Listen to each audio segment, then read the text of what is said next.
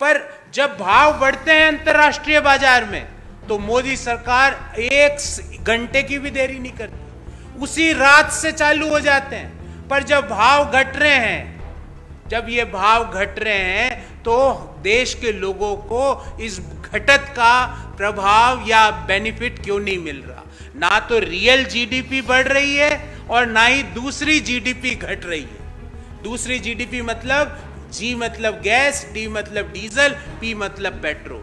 जब 20 से 24 वर्ष के आयु वर्ग के 42% युवा बेरोजगार हैं, जब इन्फ्लेशन लगातार पिछले 7 महीनों से आरबीआई की अपर रेंज से ज्यादा चल रहा है, उस समय भी आप कच्चे तेल की कीमत की कमी का इंपैक्ट लोगों को नहीं देना चाहते। ऐसी देश के लोगों से, मध्यम आय वर्गीय परिवारों से, निम्न आय वर्गीय परिवारों से मोदी जी आपकी इतनी दुश्मनी क्यों है?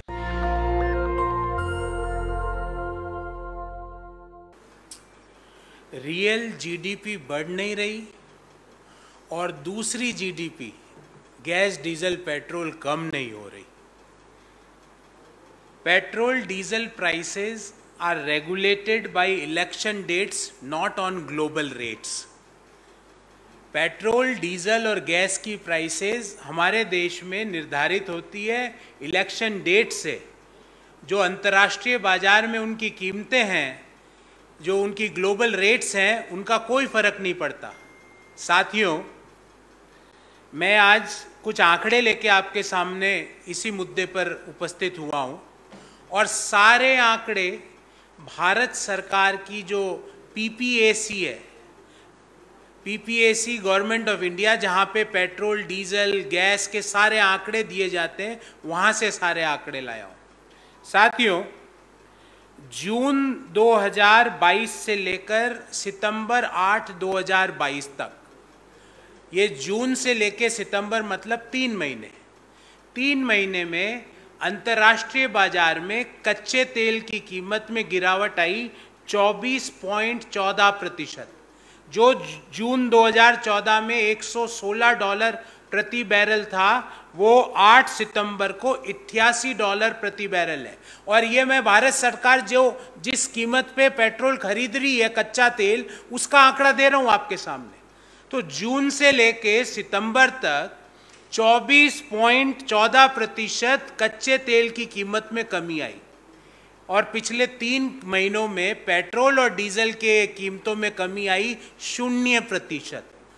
अगर ये कमी आप जस्ट एज्यूम कीजिए कि ये 24.14% की कमी की जगह अगर बढ़ोतरी हो जाती तो सरकार बोलती आज रात मध्य रात्रि 12 बजे से, वो वाला स्टेटमेंट जब कमी होती है कच्चे तेल की कीमतों में तो वो स्टेटमेंट सरकार के मुख से क्यों नहीं सुनाई देता है?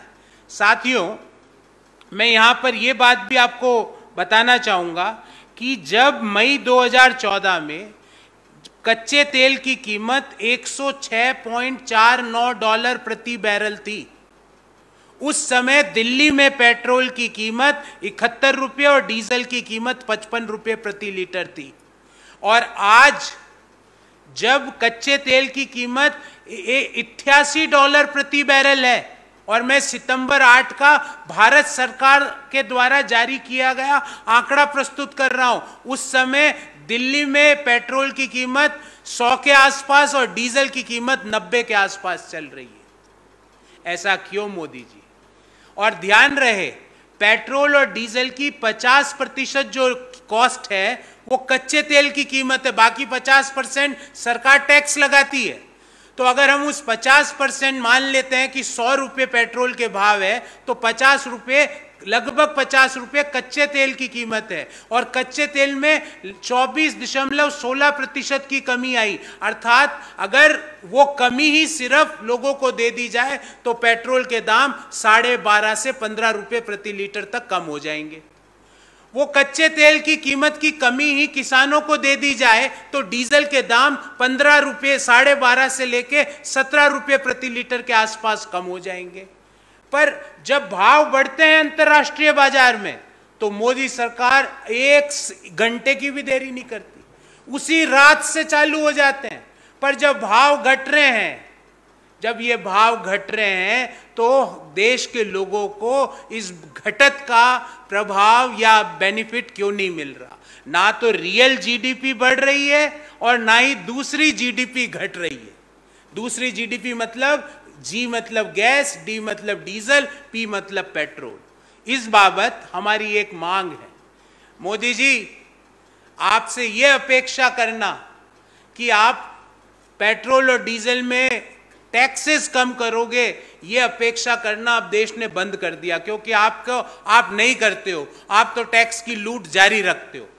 पर मोदी जी ये कच्चे तेल की कीमत में जो कमी हुई है 24.14% पिछले 3 महीने में, इस कमी का बेनिफिट तो लोगों को दे दीजिए। इस कमी के बेनिफिट से हम मांग करते हैं कि इमीडिएटली 15 रुपये प्रति लीटर डीजल और 15 रुपये प्रति लीटर पेट्रोल के दाम कम किए जाए। और ये कमी कोई एहसान नहीं कर रहे हो मोदी जी, ये तो कच्चे तेल की कीमत में जो कमी है उसका आप बेनिफिट लोगों को दे रहे हो। साथियों, यहां पर मैं गैस का आंकड़ा भी लेके आया हूं, क्योंकि अभी तक पेट्रोल डीजल की बात करी, गैस में, और ये भी आंकड़ा मैं लाया हूं जो एलपीजी प्राइस पर मैट्रिक टन डॉलर में 2022 में जून में $750 प्रति मैट्रिक टन गैस बिक रही थी, और आज सितंबर में इसके भाव है $650 प्रति मैट्रिक टन।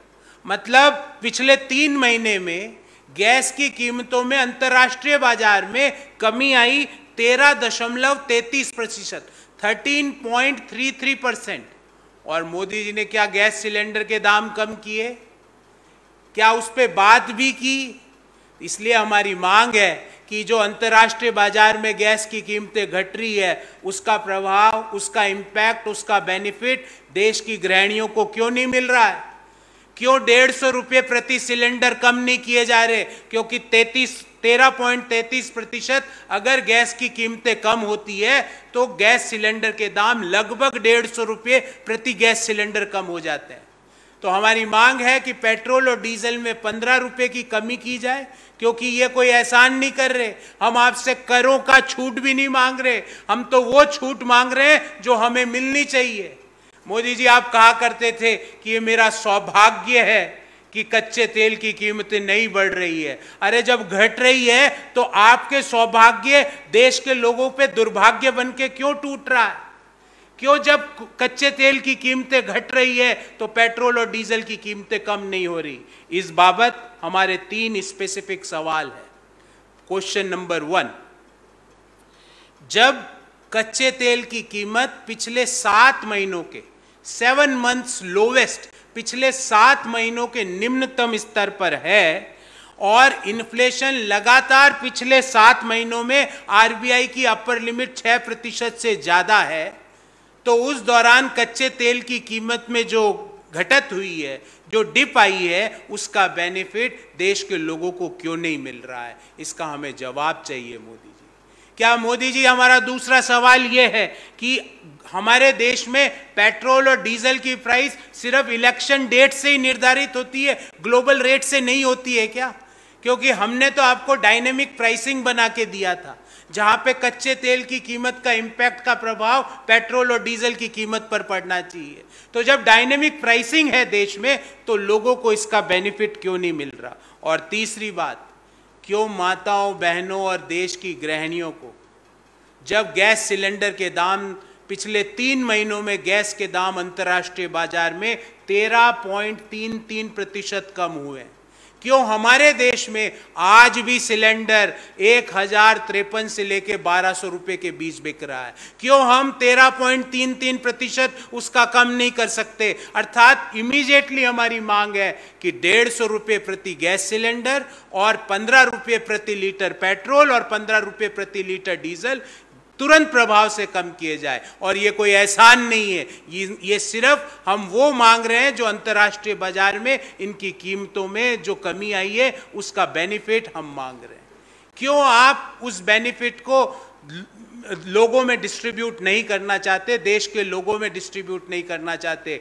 जब 20 से 24 वर्ष के आयु वर्ग के 42% युवा बेरोजगार है, जब इन्फ्लेशन लगातार पिछले 7 महीनों से आरबीआई की अपर रेंज से ज्यादा चल रहा है, उस समय भी आप कच्चे तेल की कीमत की कमी का इंपैक्ट लोगों को नहीं देना चाहते। ऐसी देश के लोगों से, मध्यम आय वर्गीय परिवारों से, निम्न आय वर्गीय परिवारों से मोदी जी आपकी इतनी दुश्मनी क्यों है कि आप जब अंतर्राष्ट्रीय बाजार में कीमतें कम भी हो रही है उसका बेनिफिट मध्यम आय वर्गीय परिवार और निम्न आय वर्गीय परिवारों को नहीं देना चाहते। नेशनल दस्तक की आपसे गुजारिश है कि अगर इसको बचाना चाहते हैं तो नेशनल दस्तक को सब्सक्राइब करने के लिए रेड कलर के सब्सक्राइब बटन को दबाएं, फिर बेल आइकन की घंटी दबाएं। नेशनल दस्तक को बचाने के लिए बहुत जरूरी है कि हर खबर को शेयर करें, लाइक करें, कमेंट जरूर करें।